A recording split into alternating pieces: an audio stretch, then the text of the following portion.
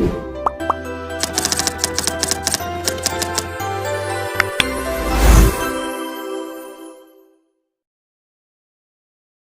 everyone, welcome to the channel. And today, we're going to break down one of the most important fundamentals of Java programming, loops and array. We'll go through the three major loops in Java, which are the for loop, the while loop, and the do while loop. And after all that, we'll learn array, which are super useful for storing multiple values. By the end of this video, you'll understand how each loop works, to use them, and how arrays help you organize data. So let's jump into it, guys. This is the segment 1. Let's start with the for loop. A for loop is perfect when you already know how many times you want something to repeat. Let me walk you through the structure slowly. It starts with these three parts, guys.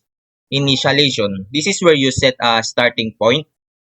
Here we have int I equals to 0. So guys, this is what I'm talking about. Okay. So our counter variable here, guys, is I starts at 0, which mean that 0 we'll have to count it. Okay. So the condition, guys, is this decide how long the loop continues running. We wrote I less than equals 10. So this one, guys. Okay. And that means keep looping as long as I is less than or equal to 10. Okay? Okay. Increment. The last part. This updates the variable every loop. We're using I++, so don't forget this one, guys, because this is very important. And this simply means I add 1 to I. Inside the brackets, guys, we have the code that should repeat. In this case, it prints the word pizza, which is, I have this system out that print. Okay.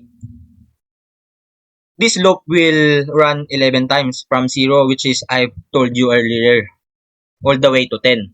So let's try to run it. And let's count it, guys. 1, 2, 3, 4, 5, 6, 7, 8, 9, 10, 11. So if I change the condition or the increment, the behavior changes. For example, guys, if I increase I by 2, so 1. Let's change the 0 to 2 and try to run it. Okay. Yeah, you see, as you can see, the loop becomes shorter. So that's how for loop works. Okay. Developers use for loops constantly, printing lists, iterating through array, counting, generating patterns, and more. So that is the basic idea. We start, check, round code, increment, and repeat. Okay, guys. And guys, now let's jump into the while loop. A while loop repeats as long as condition is true. Unlike the for loop, it doesn't have that clean initialization, condition, increment, structure in one line. Here we have a variable I set to 0. You can see, guys. A condition I less than 5 here. Okay. The loops runs the moment the condition is true. If it becomes false, it stops. Okay. Inside the loop, we print something and then we increase I by 1. So this loop prints 5 lines from 0 up to 4. So let's system that out that print. Okay. Pogini Rhymer. Okay. Don't forget the plus I, guys. Okay. So let's talk slowly about why the while loop is useful. You usually use a while loop when you don't know how many times something needs to repeat. Maybe you're waiting for the user input, or maybe you're checking for a specific condition in a game, or maybe you're waiting for a file to finish loading.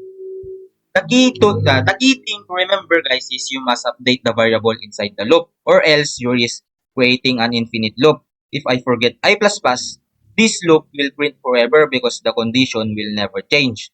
So in short, a while loop focuses on the condition first, unlike the for loop which focuses on a set number of repetitions. So let's try to run this, guys. Okay.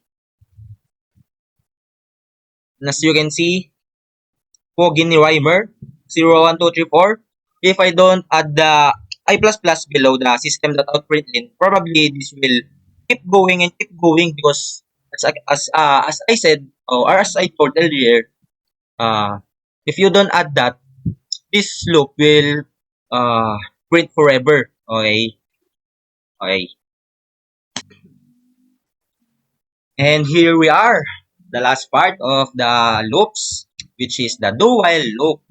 This one is similar to a while loop but with one major difference. Okay? A do while loop always runs at least once even if the condition is false from the beginning. Let's go over the example. We start with I equals to 5. Here I have int I equals to 5. So you should add this do thing here, like the word. Okay? Inside the loop, we print something and increase I. Then the condition is checked. I less than equals 4. Okay. Okay, here, guys. But since I was already at 5 at the start, that condition is false. Still, the loop runs once before checking the condition. And I told you earlier that even if the loop is false, if it will still run. Okay? That's the whole purpose of a do while loop. You use this when you want something to happen at least one time. Like asking the user for input, then checking it. So again, the order is do, then check the condition, then decide if it repeats. So let's just system that out that print so you can see, guys, like crush since I have a crush on that second year. Okay, okay. Let's run. That's it, guys. Okay, you can see the output. And that's the dual loop. And I hope you understand because if I speak too much. Okay, okay. And that covers the three majors loop in Java. Now let's move on to something extremely important for organizing data. Array.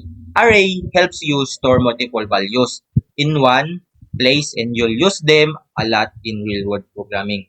But guys, the video, of course, it will be separated because if I will add